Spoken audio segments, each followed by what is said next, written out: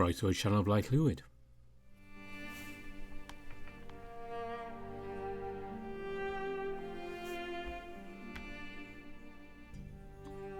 And as Lyre stands there in the wind, you can tell it's time for more Lyre, and we are getting quite close to the end here. So as you'll remember, last time it was Ivor's trial and we found out who really killed King Raynar. So, let's see where we go from there.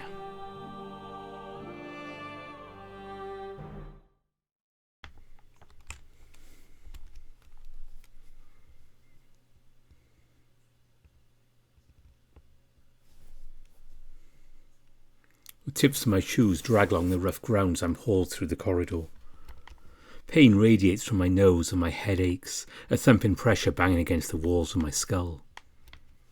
Although, imagine it's nothing compared to how Adrius feels, or the way I left him. I open my eyes a little bit. Roving them too much causes my head to hurt even more. Two of the guards drag me by each arm as we make our way down the twisting halls of the castle. We reach the set of stairs that lead down to the first floor of cells. They begin to lift me down the steps. Even with all this dead weight, I feel light being carried by their strength. We reach the bottom of the stairs and they continue to pull me down the long tunnel. I look to my left and watch as cell doors pass by, one after the other. Each doorway casts a light on my face that creates a searing pain rushing through my head. I close my eyes and let them carry me down the hall, the repetitive movement of their bodies pacing down the tunnel, almost putting me to sleep. One good punch to the face is how much it takes to help me realize just how tired I really am. I can faintly hear the cell door swing open. Before I know it, I'm dragged around the corner and thrown against the wall with the bed. I sit there, slumped over, the pain in my face becoming more numb with each passing minute. The guard who threw me onto the bed begins to take the shackles off my wrists and throws them to the side when finished. After that, they take the shirt I'm wearing and bring it up and over my head, my arms sliding through the sleeves. It's tossed to the side and I feel a cold wind on my upper body. He then grabs my forearm tightly and brings it up into the air, almost pulling me out of my seated position. The large rusty shackle gets clamped around my wrist, and they let go of my arm as it hangs limply in the air above my head. They grab my other arm and do the same with it, the cuff tightly gripping my wrist. The only issue is, my arms are now crossed over each other. It's not too uncomfortable, but then again I just spent most of the day in chains, so I'm used to it. The other guard takes the shackles that were previously on my wrists and binds them around my ankles. They're a bit tight, but it doesn't hurt. Before I have time to settle into things, a swift punch to the gut causes me to lurch forward. The pain works up through my stomach and I feel the muscles in my gut begin to tighten. I retch onto the ground and groan in pain. Not much came out, given I haven't eaten in a while, but it still hurts. I hear the two guards walk out of the cell, one of them closing the door behind them.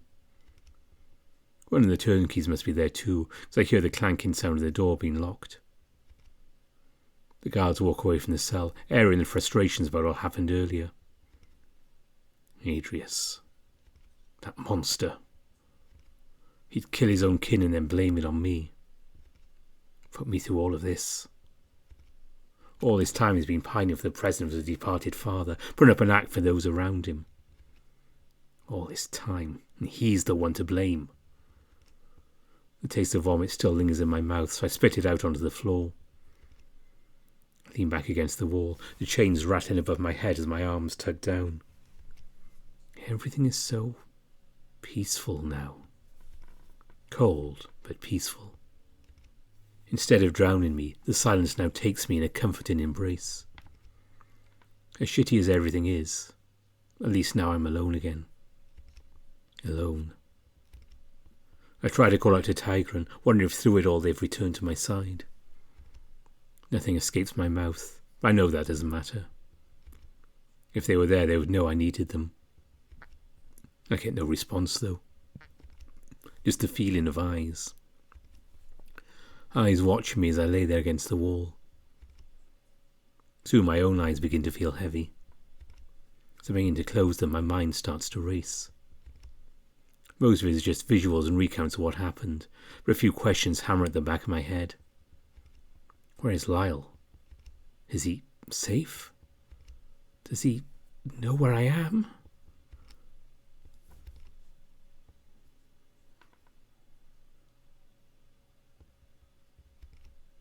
What's going to happen to me?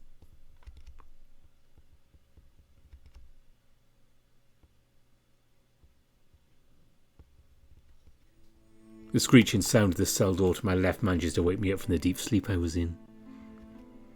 Before I can open my eyes, I go to move and remember I'm shackled to the wall as the chains begin to rattle. I loosen my limbs and raise my head up slowly. My eyes struggle to adjust to the light, but judging by the shadows on the floor, it's sometime around noon. I can't tell how many days have passed, but it feels like I've been asleep for a long time. The floor beneath my feet is terribly cold. The rest of my body feels stable. However, a chill runs up my body as I hear the sound of hooves in the doorway. Light on his feet, Adrius walks halfway into the cell and stops, turning to stare at me. Seeing his face ignites a fire inside of me and I struggle in my chains.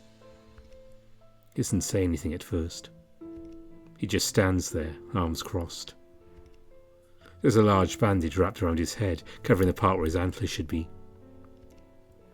Not only is the antler wound bandaged, there's a part of it that's been placed on his nose, most likely to cover up the gash the chains gave him. It looks like he's had bandages for a while.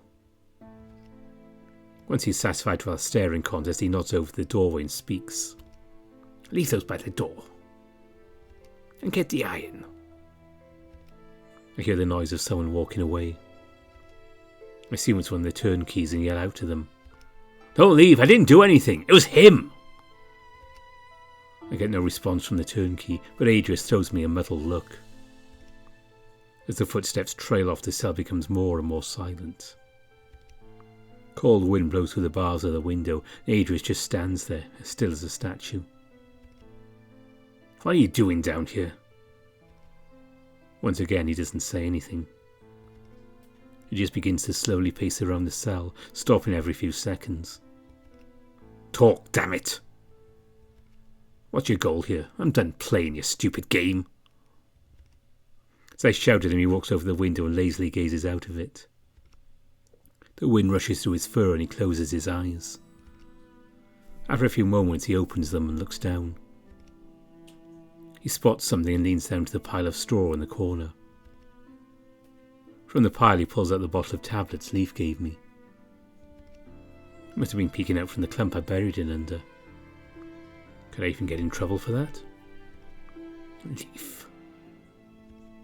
He whispers this under his breath. After reading the small label on the end of the bottle, he squats down and reaches into the pile again. His back is to me, so I can't really see his face, and he's so silent I'd assume I'd lost my hearing. Holding up his hand, I see the small piece of mirror pinched between his finger and thumb. It's dirty and smudged, but it still reflects light into my eye for a moment. He twisted around in his hand. Adrius. He turns his head and looks at me, his expression empty. His bronze eyes shine in the dim light from outside the window. What? The way he asked this sounds less like he's annoyed and more like genuine curiosity. I'm trying to think of what I wanted to ask him, but I really just wanted to break the silence. Nothing. He stands up and opens a bottle, tapping into the palm of his hand until a tablet comes out. Popping into his mouth, he swallows, not even needing anything to drink to get it down as he slowly paces towards the east wall. So, what's going to happen? Are you going to kill me too? Won't even give the headsman the satisfaction of doing his job? He stops in his tracks and tilts his head in my direction, staring at me out of the corner of his eyes. Shut up! He yells this, and before I even know it's happening, he hurls the shard of mirror into the wall next to me, pieces of it scattering all over the ground. God, do you ever shut up? You fucking worm! That display you and that disgraceful knight put on the other day has the entire castle in an uproar. I expected nothing less than scum such as yourself, but you truly ruined Lyre. He was a good and loyal dog, and now you've gone and done it all. He was a prodigy, he had potential, but now he's... He's what? All I remember that Lyre was gone the moment things broke out in the throne room. What could he have possibly done in the time since then? Oh, that's right. You don't know. A sick feeling enters my stomach and overtakes the pain that was there before. Of course you haven't heard. You've been out for a couple of days, haven't you? I suppose food is the only thing you're starving for. He leans against the wall behind him and looks down dejectedly. After your disruption at the end of the trial, we conducted a search on the entire castle looking for him. I'm sure you remember the way he fled the scene so swiftly. The horrible truth is, how can I put this? My heart sinks down to my stomach and an awful taste hits the back of my throat. He's missing. My entire body relaxes. My arms go in limp as they dangle from the chains above. I see a smirk stretch across Adrius's face and anger swells within my body. You're sick. His leer dissipates and he continues to explain. Yes, he's nowhere to be found. The guards looked all over the castle and he hasn't turned up. I can hear his voice waver a bit at the end of this statement. I'm reminded of the fear in his voice when Lyre disappeared from the trial. The way he shouted over and over for the guards to find him. It was terrifying watching him freak out like that. Sorry to break it to you so bluntly, but he's left you. He leans in, his twisted smirk appearing once again. Heh. I let out a short laugh and Adrius leans back, somewhat stunned by the reaction. It's something funny. It's laughable, really. You have no respect for him whatsoever, yet rely on him so much. What are you talking about? And you wonder why he's become so disobedient. If you're wondering, no, it has nothing to do with me. As much as you want to hate me, I'm very certain Lyle's loyalty has changed due to you and the situation you caused. He squints his eyes at me, listening intently, but waiting for the moment to shut me up. I don't care though. I'll take any chance I can get to insult him to his face at this point. I have a feeling you're going to have an equally difficult time keeping Elizabeth by your side as you have with Lyle. Or maybe you won't. I don't really know her. All I know is in the first weeks of you being king, you've done an awful job. You've inspired no loyalty. Lyle's managed to break out of the chain you fastened so loosely around his neck. He's merely hiding from you in the situation you've put yourself in. Nothing more. Good, let him hide. If it spares him from the wrath you'd rain down upon him, you'll hear no complaints from me. He takes a step forward, glaring at me with a feeling I can't really pick up on. It's a mix of emotions, but they all feel conflicted.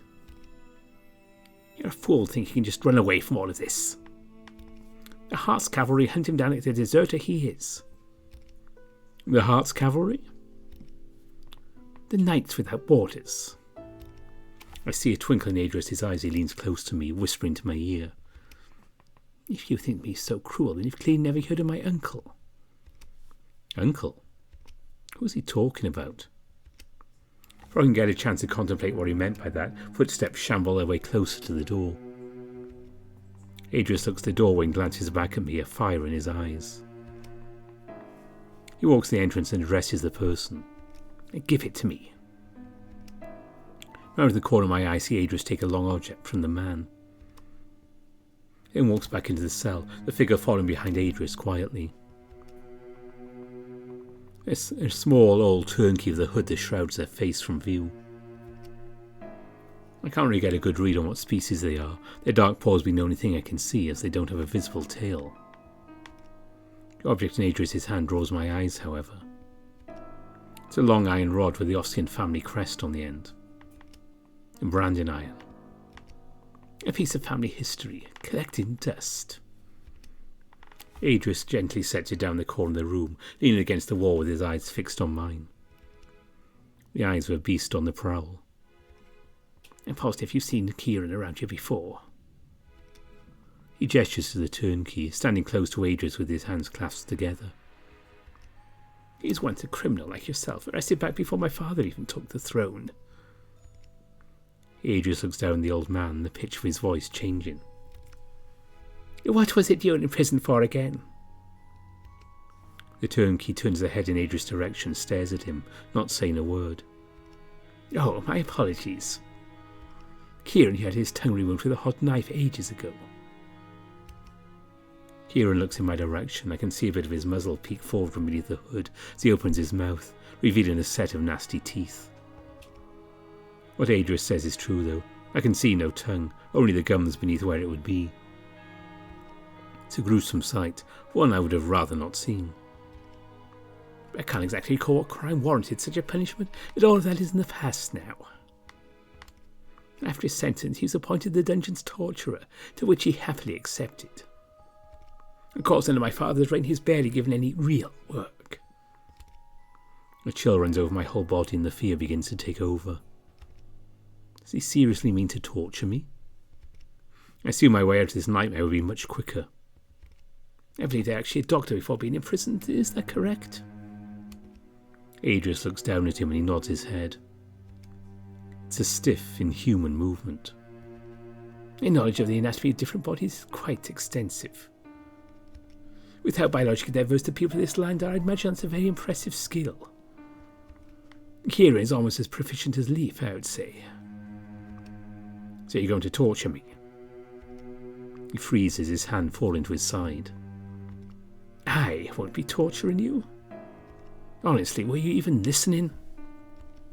Kieran's been out of work for a very long time. I'm not about to take that from him. As Adrius says this, Kieran wheels in a cart with all sorts of tools. I only recognise some of the more basic instruments, and seeing them makes my throat tighten on the inside. I wonder what he'll do first. Adrius walks forward and rubs his hand on my cheek, bringing it down to my chin. It makes my blood boil. You have such handsome, rugged features with beautiful pearly white teeth. He pulls his hand away, a nervous expression on his face. Much sharper than I assumed a human's teeth would be. Hopefully not sharp enough to cause Kieran trouble when he pulls them out. Beads of sweat slowly drip down my face, and suddenly the teeth in my mouth are more apparent than ever. My body feels weak, and my arms are now shaking enough to cause the chain to rattle silently. I'm kidding. Unlike your teeth, my antler will grow back. He turns to Kieran and gestures to me. Kieran, trying to do anything too drastic? I know you're a bit rusty, so please take your time getting back into things. You're seriously going to do this? After everything you've done, you're still okay with this? After all this happened because of you? He now stands by the exit, his hand rests on one of the door's bars. 3 days, and then we hunt. Hunt? He strides through the door and Kieran closes it behind him with a loud thud. You coward! I shout these words in his direction. I can hear them travel up the hall like rushing water. If he causes any trouble, gag him. I grow tired of his filthy lies, and I assume you will too. He yells this behind him as I hear the sound of his hooves hitting the ground, and I was getting further away with each second. I look away from the door and turn to Kieran, his shadowy figure standing in the corner next to his cart. Please, you have to understand. He's the one who started all of this. He shows no sign of listening to me as he rummages through the cart. Looks like he's organising things. After a few moments he draws closer, his footsteps clumsy and he limps with each step. I can hear rough, strained breaths from beneath the hood as he gets closer. Once he's right in front of me, he places both of his paws on my collarbone. I turn my head away, not exactly sure what he's about to do, but knowing it's something I won't like. His paws slowly glide up from the front of my torso to my shoulders and then my arms. The claws on the end of his fingers drag along the skin of my arms, sending a horrible shiver up my spine. He traces one of the scars on my arm, which causes the appendage to shake even more. Without any warning, he then grabs my wrists, the shackles around them having already imprinted on the skin at the base of my hands. With a surprising amount of strength, he twists my arms along with the rest of my body, forcing me to face the wall behind me. I'm now standing on my knees, arms held up with my back to him. I hear him step back toward the cart and clumsily grab something off of it, causing a loud clanking noise. Rotating my hands, I try to see if there's any way of getting out of these cuffs. My heart is beating faster than it ever has, and I feel completely helpless. My shirt was taken off days ago. Although the cold air doesn't feel as harsh anymore, I still feel exposed. All I can do is prepare for what's to come. Nothing happens at first. All I can hear is rustling behind me from the torches as they quietly go about their business. Then I hear it. The noise shoots into my ear with a loud bang, echoing throughout the cell and up the tunnel. It happens again, cracking through the air like an explosion. He has a whip. No, no, please! I get no hint of a response, instead just a swishing noise of the whip as it whirls around the cell, dragging along the floor. Please! I feel tears begin to form in the corners of my eyes. Closing them, I silently cry to myself, waiting in fear for what's to come. The idea of Lyre breaking into the cell and rescuing me from this appears in my mind. Imagine it's a white cape rushing past like a blinding light as he tackles Kieran. The noise of the whip swinging slowly starts to fade out. The dreams of Lyre heroically rescuing me are weak, however. In the darkness of my closed eyes, I can only see one thing for certain. A single candle burning in the centre of my vision. It's a strange vision, not at all like those I would see within the mind's eye. It's familiar, like something I've experienced before. The candle flickers in the darkness, the wax on it slowly dripping down the sides. Your name? I hear a voice behind me. It's stern and authoritative, asking me my name. Ifor. I reply, my answer doesn't come out of my own mouth. It sounds devoid of any emotion. A horrific pain strikes across my back, causing me to arch forward. The pain was sharp and quick, not staying for more than a second, while coming back all at once with a horrible stinging ache. Ah! Stop, please!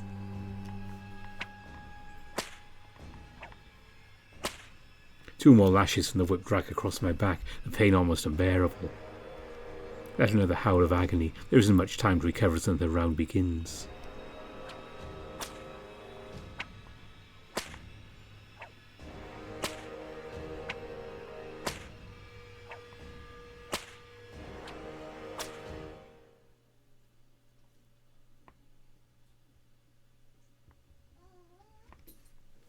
The constant barrage of pain becomes more and more overwhelming as it goes on. Each strike across my back is more painful than the last. Not only that, the old torturer cracks the whip in the air so often that I can never truly know when he's going to land a strike. With each awful crack of the whip, I flinch at the sound of it, expecting the shocking blow to the tender flesh on my back. Slowly transitions from physical to mental torture. Through it all, visions of Adrius' face invade my mind. His smug smile, those eyes that burn like the sun. The one thing that angers me the most about all of this is he still refused to admit to his crime. Even in private, he refuses to give in. He's heard me accuse him on multiple occasions.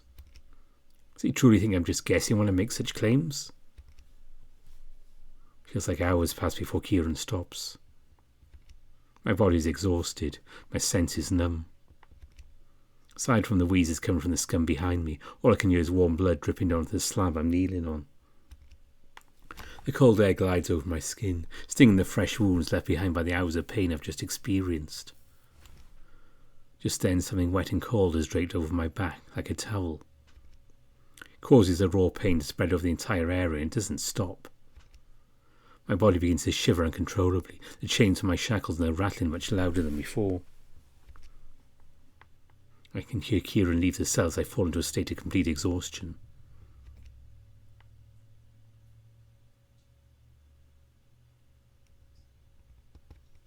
Wake up!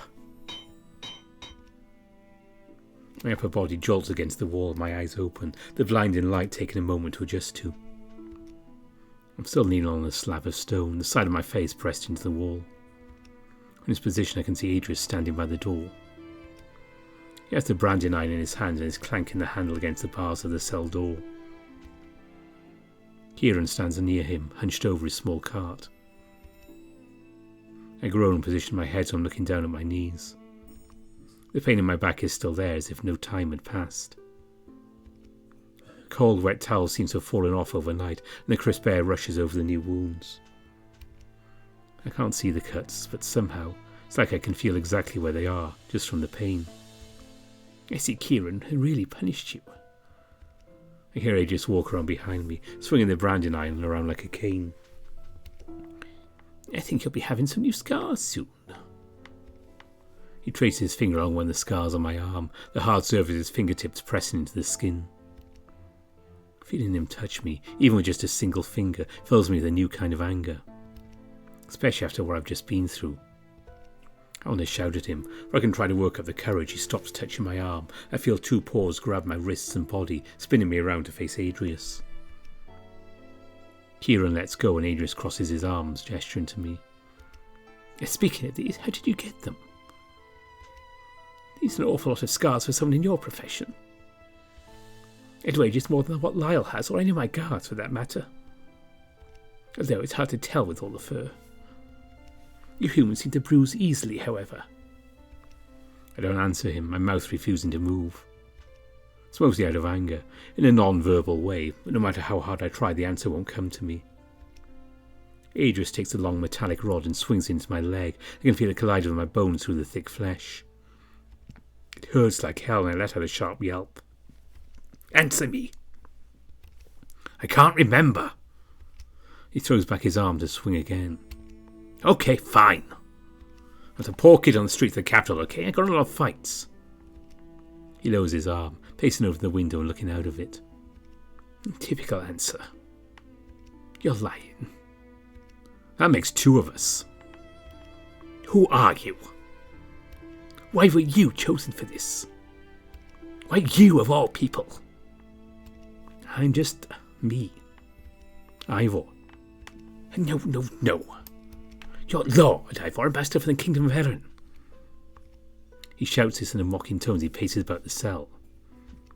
I can see Kieran out the corner of my eye cackling to himself. Of course I only see him cackling. I can't exactly hear it.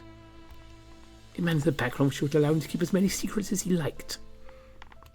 And a title, a position bestowed on him for reasons unknown, or one that he overplays quite often. Along with your hardly hidden obsession with the life of my father and his kingdom. And yet you still pretend to know nothing. What are you talking about? He turns to Kieran, who's watching us from the corner. Kieran, stop working on a concoction already. You aren't being paid to stand around. The small man hobbles over his cart and starts to dig around the shelves on the side. I have no idea what Adrius means by this, but it can only mean something bad. Nerean's kept many secrets from us, secrets I'm very close to discovering. Through this entire fiasco, they refused to send word and our letters have been ignored. That has nothing to do with me. Yet you know something that I don't. If you ever want to see your precious knight again, you're going to tell me what it is. Kieran is now carelessly mixing odd-looking paste in a bowl. The card he's resting on clattering as it shakes from his movements. You won't let me see him again regardless of what I tell you. You're asking the wrong person the wrong questions. So kill me and be done with it. Your father and I can sulk over the situation you've thrown his kingdom into in the afterlife. We can share a good laugh as we watch you fumble your way through your reign. No, you will not sulk. You will not grovel, ask me for death. He leans a branding iron against the wall again, the old metal dimly shining in the light from the window. He walks closer and hisses to me in a hushed whisper. Were you not listening at all through that whole trial? I'm now thoroughly invested in this little game you've been trying to start. Because of you. I thought it ended with the trial was over. I gave you your sentence. But that clearly wasn't the case. I now realise this was only the beginning. The first round, if you will. He bends down, looking into my eyes at eye level. It's also given me time to think. I don't like you very much. Not at all, really. In the moment you walked into dinner that night, I merely saw you as an annoyance. I realise that you pose a great opposition to me. It brings me gratification. He stands up straight, his cape falling down around his shoulder. You'll not let your pain break you. Your game isn't over yet. I will not stand for this pathetic submission. What exactly is your goal here? He gives me a soft smile. It's a smile that betrays who he really is. I see something change in his eyes, like he's a completely different person. I've taken control of my fate, and the fate of this kingdom. I've taken control of your fate as well. You may believe yourself to be in control all you like, but your life is in my hands. You'll find my grasp is very firm. In the end, I will choose what happens to you, no matter what. Adrius backs up to the wall and leans against it, his legs crossed and his hand gently twisting the handle of the branding iron. Kieran, are you finished? There's been silence in that corner of the cell for about a minute now. When I look over, I see Kieran cradling the vial in the palm of his hand. He nods and walks over to my left side, standing silently and not looking to Adrius for orders. This is your last chance to tell me everything you know. Or else what? I say this, looking at the vial, knowing it probably has something to do with it. Kieran's completed work on a decent amount of very potent hallucinogen. I'm not sure if you've heard of it before, but it's called Weeping Dragon. It's a Lyrian recipe. In small doses, it's not as harmful, but with the amount Kieran has prepared. Kieran holds up the vial and rotates in his paw, the contents sloshing around on the inside. It's a thick purple liquid with hints of green and black swirling about. Like the medicine leaf gave you to ease your pain, this won't be administered with as much care. This dose will leave you in total agony. I gulp at the side of it and it feels like there's a rock in my throat. I can feel my heart pulsing and beating on my chest like a drum. I already told you I don't know what you're talking about. I'm just an ambassador. I was asked to do this. Commanded. I'm not a spy or whatever you think is going on. Every ambassador is a spy, and treason is what draws the line. Is that your final answer? Kieran grips the vial tightly, stepping closer to me. Please, I'm telling you everything I know. Give it to him. No, please don't. I almost jump out of my seat, the chains above my head and around my feet rattling as I struggle. Adrius swiftly turns and heads to the door, his hand clasped around one of the bars on the door. And make sure he swallows it all. Please. I'm cut off as Kieran tightly holds my jaw in his grasp. I go to close my mouth, but his paw won't let me as I'm forced to keep it open. Struggling in my shackles, I try to do anything I can to keep that substance from entering my mouth. It's no use though when it happens so fast. Thick liquid pours into my mouth, resting on my tongue and slowly trickling its way to the back of my throat. The taste is horrendous and extremely powerful. Almost sweet, but at the point where it's painful. Don't even know what's in it. It doesn't taste like anything I've ever tried before. Tried to gag or anything to stop it from going down, but it's no use. Once it's well on its way throughout my system, Kieran lets go of my jaw and backs away. I start to cough as much as I can, but it's not working. I try to hear the sounds of hallucinogens disagreeing with my insides. There it's already working its way into my body, getting ready to poison my mind any second now. I've never had anything like this happen to me before, as the fear begins to truly set in and can feel my entire body break out into a cold sweat. So busy being preoccupied with my situation, I don't even hear Kieran leaving the cell. The door shuts with a loud bang. If I wasn't chained down, I'd feel I'd jumped out of my seat. For I can fret too much about my situation. My mind wanders to a question that's been on my mind since Adrius spoke of it. What did he mean by taking control of his fate, and the fate of Lyre? Was that truly his motivation all along? It just doesn't make sense. Trying to think about it becomes harder though. My head begins to feel if it's splitting open, but it's a numb pain. Something I can't quite feel the sharpness of, but the pressure is there. Everything goes blurred as I try to focus my eyes. The cell begins to warp and bend. Feels like everything is spinning, almost like the mind's eye, but so much worse. My head still feels like there's an immense amount of pressure being put on it. There's more and more spinning. The wall seems to be bending into a tunnel, and I've changed the wall and stare as the bricks fly by. The light shining from the window seems to dance around the room. Everything looks extremely detailed, while also being smudged like a dirty reflection. I close my eyes so that I can block out the mess of colours and lights.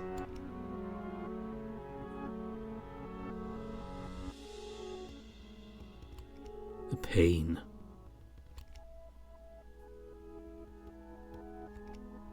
Your name? Ifor. Occupation? Ambassador.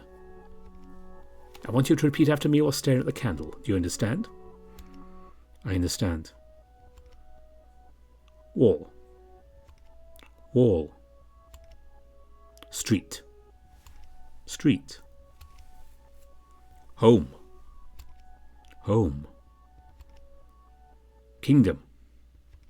Kingdom. Rise. Rise. Betrayal. Betrayal. Enemies. Enemies. Trust. Trust. Allies. Allies.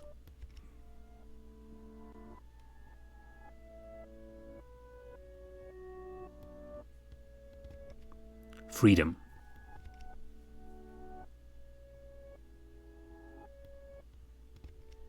Freedom. We will continue again tomorrow. What is your name? Lord Ifor.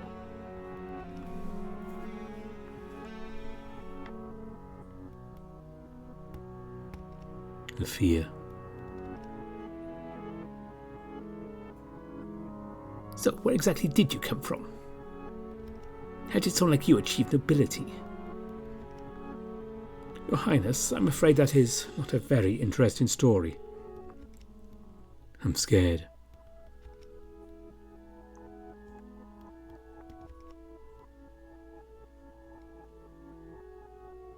Something about him's always struck me as different.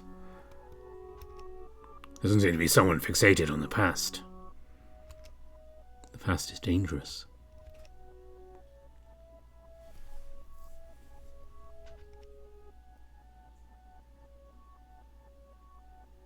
For the past month, you've been becoming your own person more and more. You finally removed your mask.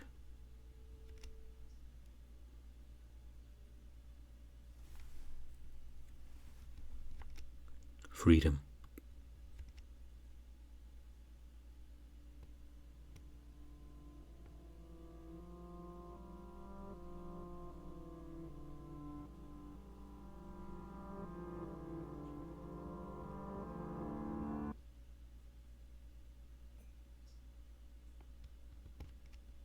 As I slowly recover, the pain all over my body starts to become more apparent. The tips of my toes, the very core of my skull, everything is deep, constant agony. Then out a deep groan, I open my eyes to look around the cell. I think a day has passed, which I wouldn't be too upset about if it wasn't the fact that it only means there's more suffering to come. I can barely remember anything of what happened after I ingested that awful substance. It's all completely lost to me except for one thing. Hearing Lyle's soft voice is the last thing I remember. I don't remember what he said, but even his voice felt distant, like a memory. The only thing I truly remember is the pain and the fear. The tips of my fingers are numb and I still feel sleepy. It's like I didn't sleep at all. I also feel a bit confused. I have a feeling I'll recall none of this hours from now. Then moving around a bit more, I realise just how sweaty I am. Despite the cold air from outside flowing into the cell, it looks like I just finished running for hours in hot weather. Also lost all sense of taste. Hoping I get that back, but I don't think it matters. The feeling of starvation grows stronger with each passing day. I can feel my stomach eating itself. The last time I ate was days ago. I lower my head so I'm staring down on my lap and tears begin to well in my eyes. Is Adrius keeping me alive? What kind of sick things has he planned? The tears are heavy as they fall from my eyes, leaving wet spots on my dirty trousers. My situation is hopeless. I've accepted a long time ago that things are going to end horribly, but I just want to see Lyre again. Through it all, he stood by my side. I want to hold him in my arms and feel safe. Safe. It's hard to remember what that feels like. Hearing his voice. Hearing him say my name. That's all I want.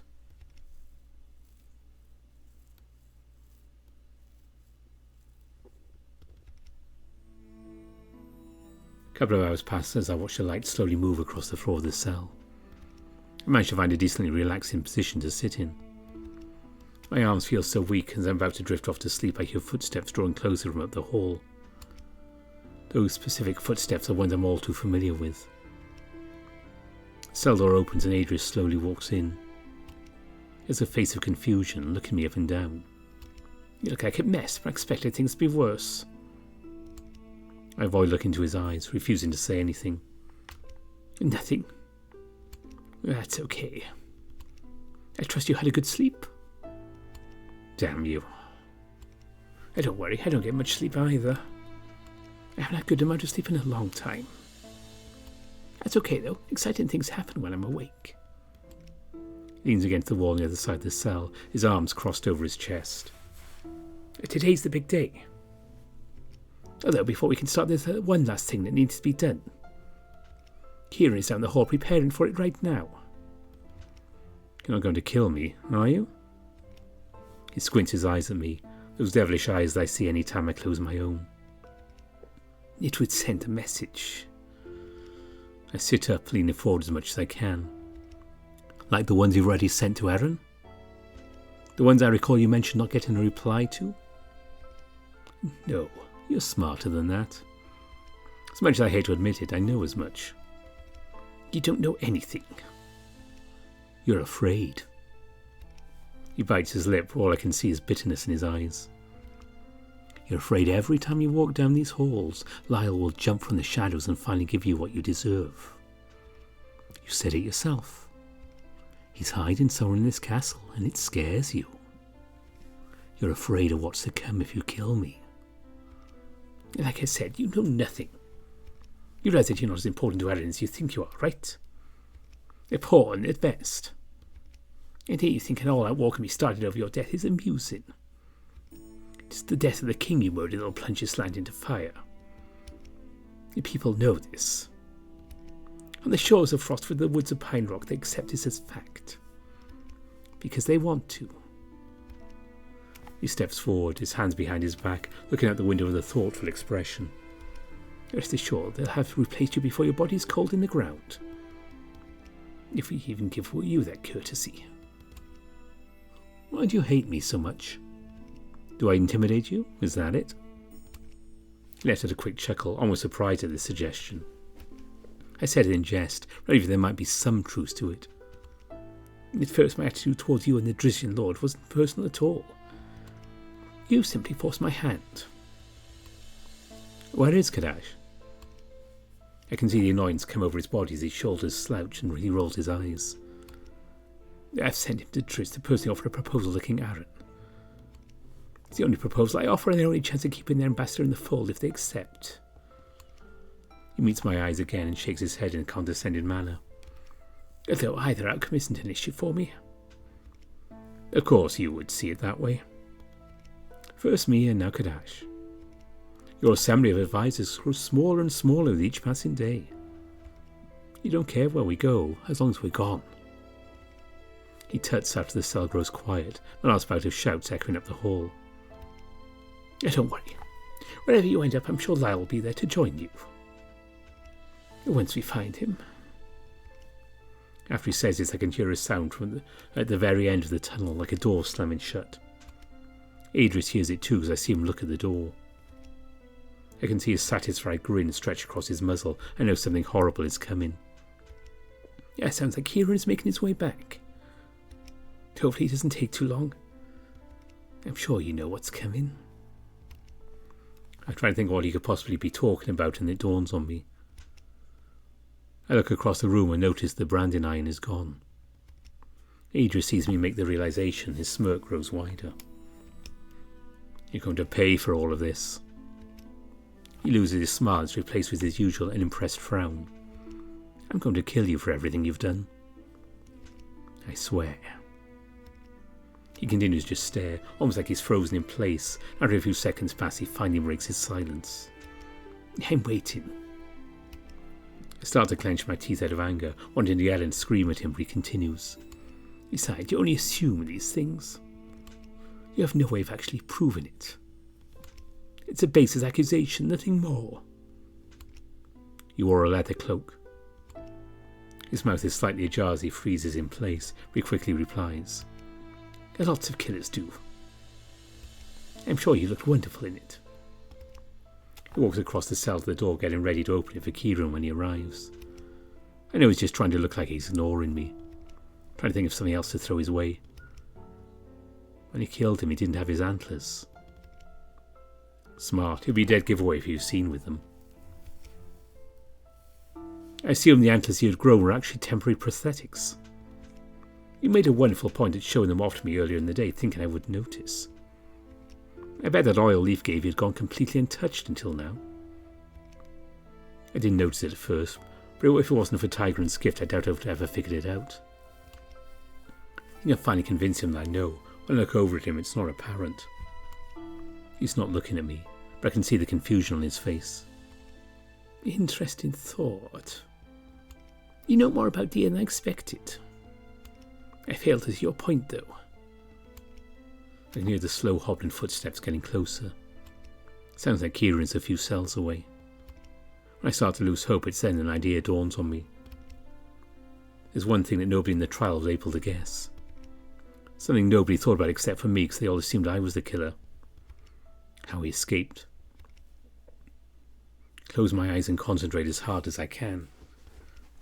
Please, Tigran, if you're still there, grant me the strength needed for this one last time. It worked. Judging by the fact I'm standing on the floor, I assume I'm seeing this from Adrius' eyes.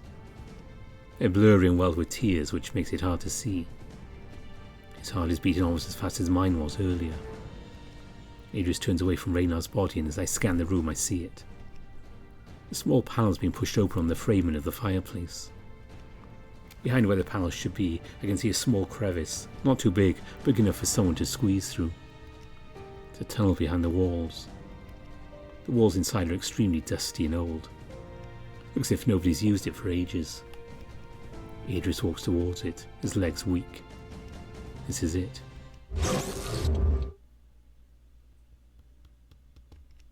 Fireplace. I utter this in a low breath, but I know he hears it because I can see him flinch, his eyes darting in my direction. How did you... He cuts himself off to realising what he's just about to say. It's too late though. He's figured out that I know, and he's given himself away with just 3 words. His face contorts into a completely different expression, one I haven't seen on him since the trial. I almost don't notice it. Those amber eyes begin to change as well. There he is. The king is no more. Only the killer stands before me now. I can almost see the pain rush into his eyes, like it's hard for him to accept it. He goes to speak and his voice is rough and sinister. I killed him. You seem to already know, but I'll give you the satisfaction of hearing it from me. He slowly walks towards me, his hooves dancing onto each brick on the floor as he slowly paces across the cell. When he died, I could finally see it. My true destiny. No longer was there conflict. No longer did I fight for control. Both eyes became one, and I realized what I wanted. What I truly wanted all along was right there. Just within my grasp. All I had to do was reach out and take it. If I didn't claim my destiny that very moment, all would be lost forever. He stands in front of me. Even with his short height, he looks down on me, the window casting a glow on the side of his face. You can't without making a few sacrifices. The noise in the hall gets louder with each footstep, but Adrius doesn't show any sign of trying to hide anything. I am the storm that will sweep over this land, cleansing it of all that threatens true peace. He leans in, whispering to my ear, his voice like a snake's hiss.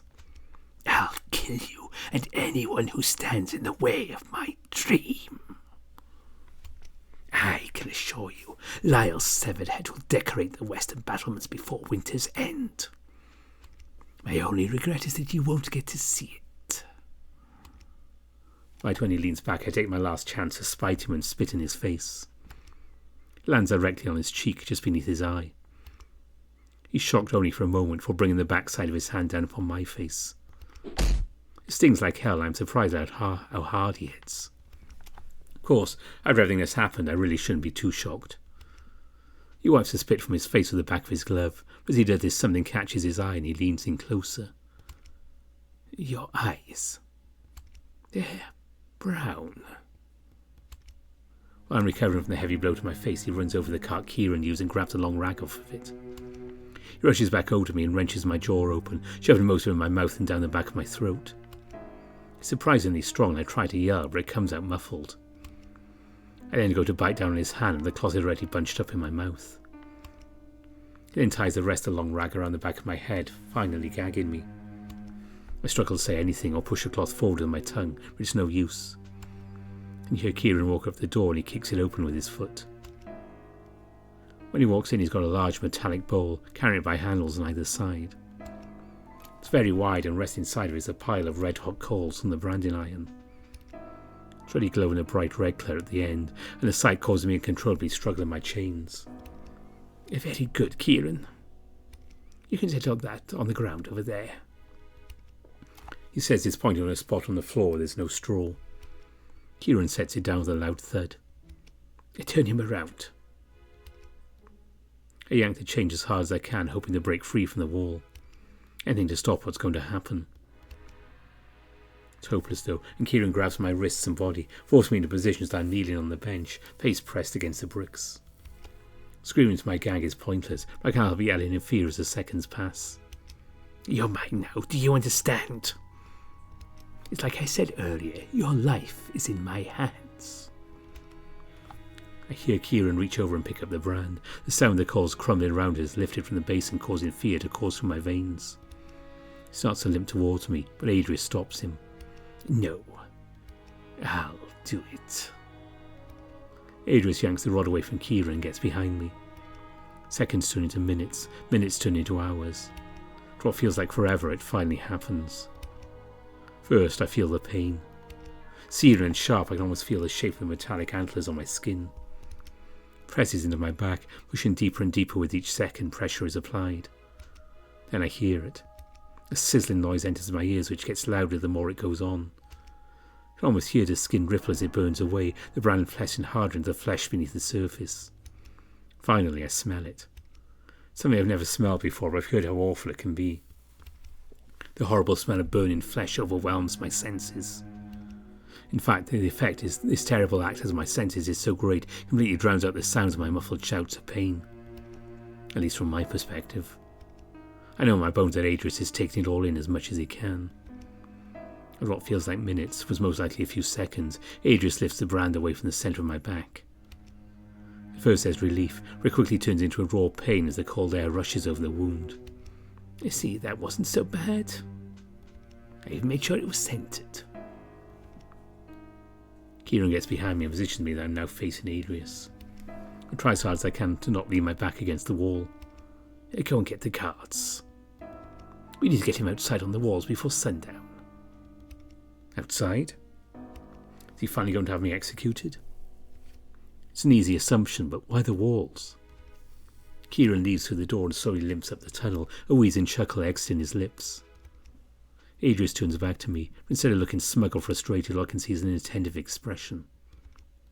It's a betrayal of what I've experienced in the past several days, and it sends a chill up my back. It looks like the face of someone who just woke up after a long night's rest. Where? I can hear the guard's footsteps coming up the hall at a much faster pace than Kieran. Adrius hears them too and goes to the door, opening it and walking through. Get him ready and bring him to the wall. Someone tell the executioner to saddle his horse. The guards enter the cell, one of them standing by the door while the other walks up to me. I recognise them as being the guards from before. They reach down and undo the shackles on my feet. So taking those off, a wave of relief washes over my ankles. I notice just how much they're clastered and resting on them. Reaching up, the guard grasps the wrist on each of my arms one at a time and then removes the cuffs. I let my wrists fall into my lap. The feeling of being able to lower my arms is like heaven.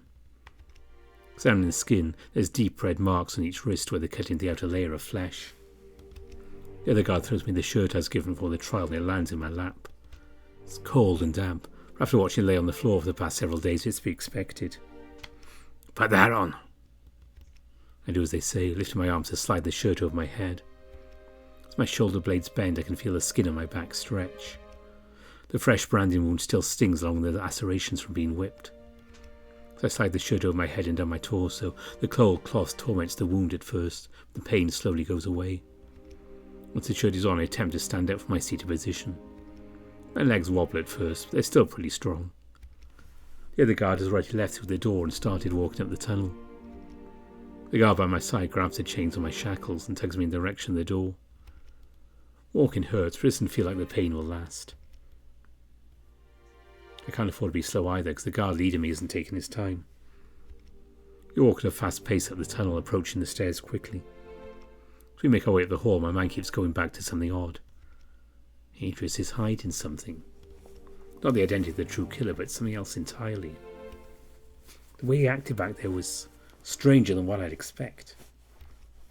The light from one of the windows in a cell we pass blinds me for a moment as the setting sun shines through it. Imagine Lyre leaping out from one of these empty cells and cutting down the guard where he stands. What would happen after that, though? We'd never make it outside of the castle. It's a stupid thought, but one I want to cling to. We reach the stairs and the guard practically pulls me up them. My thighs are starting to ache, but I push past it. At this point I just want to reach our destination and figure out what's going on. I have many questions just from hearing Adrius talk about what's going to happen. Why are they taking me to a wall? Why does the executioner need his horse? It's also the hunt that Adrius mentioned. No, wait. Have they already found Lyre? They intend to hunt him down and make me watch? No, they can't do that. I won't watch. They're going to have to force my eyes open. So I have to hope that if they did find Lyre, Adrius would have rubbed it in my face by now. At least that's what I think he would have done. None of this makes any sense. It's like a twisted dream. The guard leads me down the corridor and we make our way to the western halls of the castle. There's crates and barrels lining the walls and plenty of storage closets. There are a lot of bows as well. Long bows, short bows, even a few crossbows. I see rooms where the walls are lined with weapons of all kinds. Spears and swords rest on racks and shields leaned against the walls. We even pass a few guards on the way who look at me with disgust. I try to avoid their eye contact as much as possible while still looking at my surroundings. However, there isn't much else, and soon we reach the end of the curved hall. Light shines into the thin windows and I can tell we're close to the outer walls of the castle. A guard opens the door and I'm tugged outside. Once my eyes adjust to the bright light, I look around. We stand atop the walls of the outer bailey of the castle. Looking over the edge, I can see we're not actually too high up, which is a good thing as I've never been a fan of high places. The sky is filled with warm, as large pink and orange clouds consume the sky above the western mountains. Sunlight bursts through an opening in the centre of the gathering of clouds, casting a bright glow over everything beneath it. Snow covers parts of the grassy fields below, and patches of purple flowers line the area around the walls. The guard behind me pushes me forward and I begin to make my way down the long, narrow walkway. There are soldiers standing in formation at the edge of the wall, their capes blowing in the cold wind. They don't look at me, but instead look over the walls or chat amongst themselves. Certainly better than have everyone eyes on me. I look ahead of them, at the very end of the walls, before the stairs leading above the western portcullis. I see Adrius and Elizabeth. The rest of the northern nobility is seated in chairs behind them. They talk among themselves, but I don't see Lord Galen or Braden. It's only the ones who decided I was guilty. As I get closer, the guard leading me stops and pulls me back, stopping me from going any further. There's no barrier on this part of the wall, the floor beneath my feet leading directly off the edge. Even with his small stature and missing antler, Adrius stands tall and proud at the top of the wall. His cape blows in the wind behind him, the golden light from the sun making his fur glow with a bright, warm colour. Looking at him, you wouldn't think he just had someone tortured for days on end, along with participating in the act. When I look at Liz, she's the exact opposite of Adrius. Aside from her perfect posture with the head held high, I can tell she's tired. After everything that's happened, I don't blame her. Her eyes are sad and most of the colour in her face is gone. Her long auburn hair whips about as the wind picks up, the light making it shine a ruby colour. I want to get out to her and scream the truth. The gag in my mouth makes that impossible, but I know it wouldn't matter even if I could. It would just put her in more trouble and place a target on her back. A vision of her standing in the same place I am, getting ready to die. It makes my insides roll in pain. That's not what I want at all. I just wish I could tell her to get out of here and run away from it all. Adrius begins to walk down the stairs, throwing his cape behind his shoulder. He waves his hand and the guard holding my chains positions me so I'm facing west, standing near the edge of the wall. They mean to kill me by pushing me off?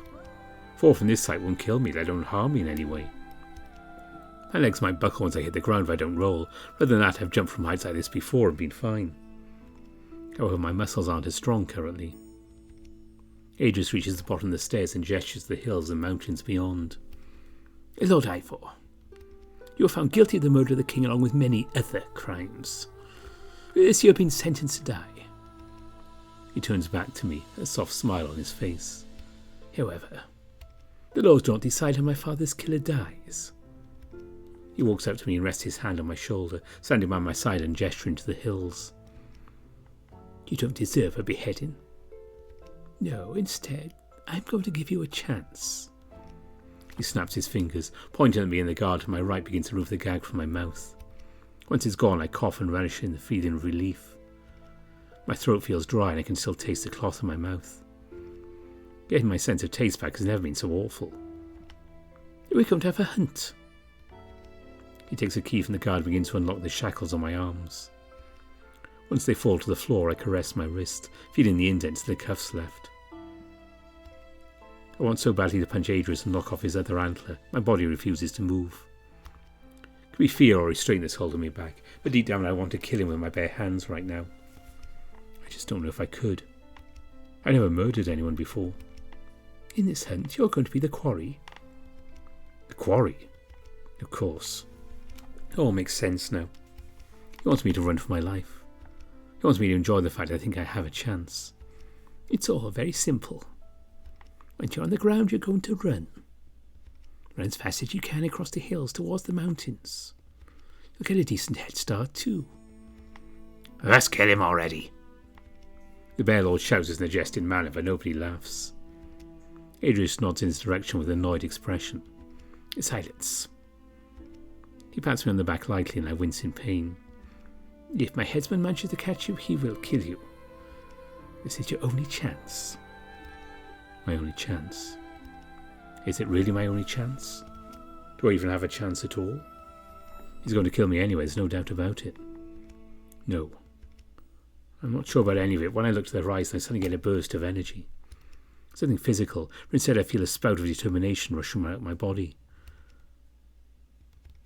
Tigran? I look around, half expecting to see them standing off in the distance. They're not, though. Their voice sounded so far away, too. Like they've become weaker. If you had any last words, I would speak them now if I were you. Nobody will be able to hear you from down there. I look down below, the flowers blowing in the wind, sending petals scattering all over the snow. The sun shines on my face, and I feel a warmth I never could in the cells of the castle. Tigran really did it. I don't know what they did, but like they said, I have to have faith. This really is my last chance. Then look at Adrius, our eyes meet, and I shoot him a poisonous glare. My last words. Standing up straight, I face forward and clear my throat before speaking. I've said enough. The wind dies down. For a moment it feels as if everything stands completely still. Then Adrius' soft voice breaks the silence. Very well. Guard, when you're ready. Before he can even finish, I step forward and leap off the edge of the wall. I hear a few people gasp, but it's drowned out by the sound of wind rushing past my ears as I plummet. I hit the ground with a heavy thud and my knees buckle as I roll forward. Thankfully I landed in a small patch of snow, but I didn't do the best job of breaking my fall. I hesitated for even a second. I get up and break into a sprint. The snow and grass beneath my feet is freezing cold, making my feet instantly go numb. I push through it and keep running, not looking back. I hear Adrius yell something to me from the wall, but I can't make it out. I rush through the patch of flowers, their petals brushing against my legs as I wade through them like water. Feels like I'm already halfway across the first hill, but I don't look back to check. I just keep running.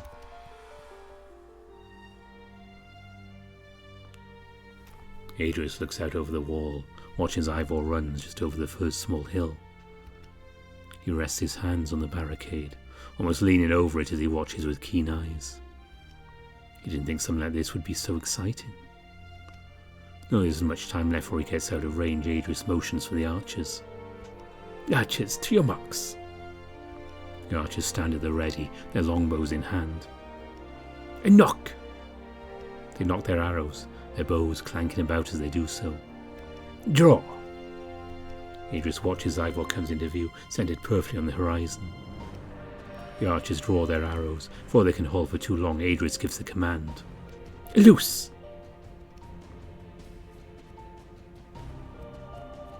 Just as I make it past another patch of snow, something swiftly flies through the air behind me, landing a few feet to my left. It's an arrow. This is followed by more arrows landing in my general area, with them landing a few feet from in front of me, causing me to stagger to the right. That bastard. He's having his shoulders shoot arrows at me. I don't stick around to wait for the volleys. I pick up my pace, trying to run even faster than I was before. My arms and legs are in so much pain the bottom of my feet are on fire. I can feel the cold air rushing into my lungs. It stings like hell, but I keep running. Adrius watches as the arrows land near Ifor, each one narrowly missing him. Revenge goes up his spine as it happens. He turns to Liz, who is now by his side. She watches with a nervous expression. He disregards this. I call for the headsman and tell him to begin riding out. I want to make sure he doesn't get too far away. I'll ride away. Liz turns away to go and relay the information to a guard. Before Adrius can prepare his archers to let loose another volley, he notices that she's stopped and is now staring over the edge again. This time, however, she's looking at the area just beneath the wall with a quizzical expression. Elizabeth, I'm not sure if you know, but that was an order. I think that order's already been carried out.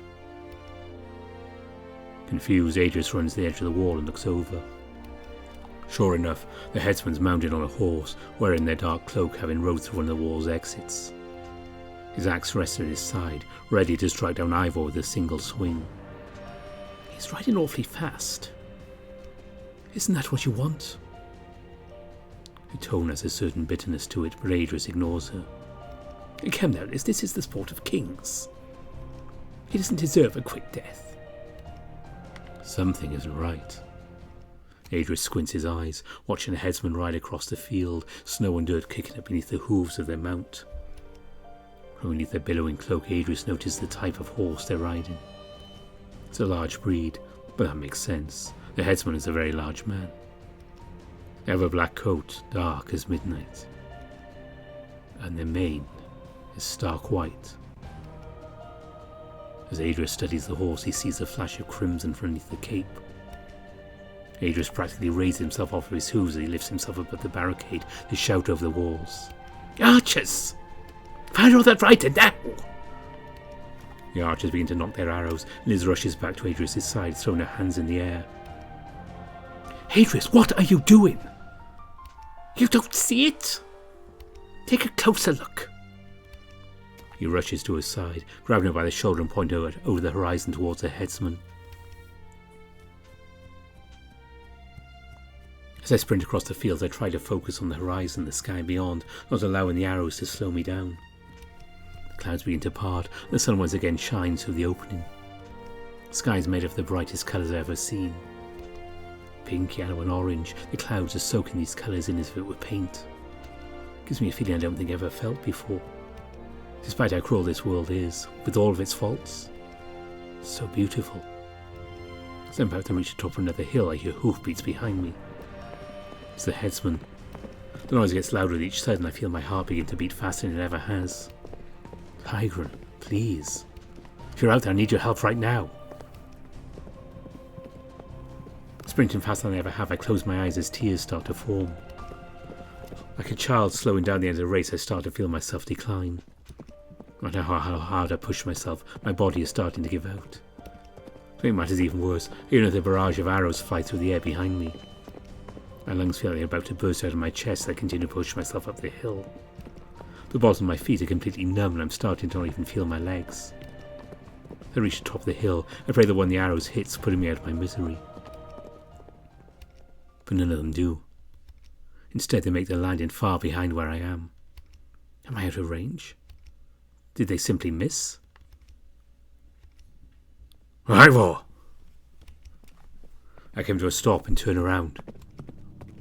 It's Lyre. First I think I'm seeing things, but there he is, riding across the field. He throws off a dark cloak and tosses an axe to the side. Lands in the grass behind him with a thud, the head stuck in the ground. The horse he rides is bigger than any horse I've ever ridden. They have a black coat with snow-white hair. As they gallop faster, Lyre leans off to the left, holding out his hand. His armour is different too. It's almost reminiscent of the armour he wore in that vision from the past. I see arrows rising in the sky behind him, and looking at his face, I know he hears them. Now keep running! I follow his orders and break back into a sprint, turning around to face him every few seconds. The arrows dive into the ground around as he rides up by my side, holding out his paw. Take it, quickly! Give me your hand! He slows his horse down slightly, allowing me to run alongside him as I reach for his paw. My fingers slip for a moment, he reaches out further and I manage to get a hold. I grab it tightly and he swings me onto his horse, seating me in front of him. Ha! He whips the reins, the horse bolts forward, speeding over the hill. Lyre hugs me tightly to his body as our ride becomes a bit rough. The arrows become less frequent as we get close to the edge of the woods at the base of the mountain. The sun sets behind the mountains, and for the first time in weeks, I feel safe.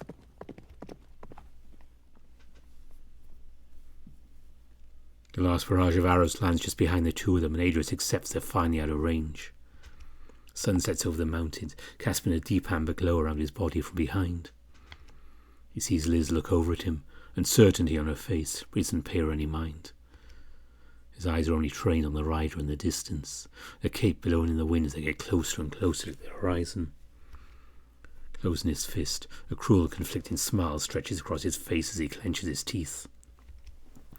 The nobility seated above the portcullis are in an uproar behind him, Liz trying to calm them down. Some of them are clearly upset with the way this execution is playing out. Others try to quiet them, saying this is a tradition. Adrius lets out a sigh of relief and turns to Liz. Liz, the hunt isn't over yet.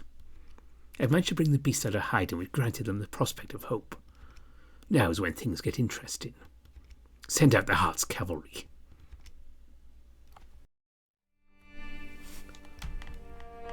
One more chapter to go in Lyre. One more video to go. Book 1 will be done. So we'll talk a bit more about maybe what might be happening at the end of the next video, which will be sometime soon. I don't want to wait too much longer. Let's finish this VN off. I hope you've been enjoying it. And I'll definitely be bringing up with the next book whenever that comes out. But yeah, that is it for now. Chapter 13 will be coming up soon.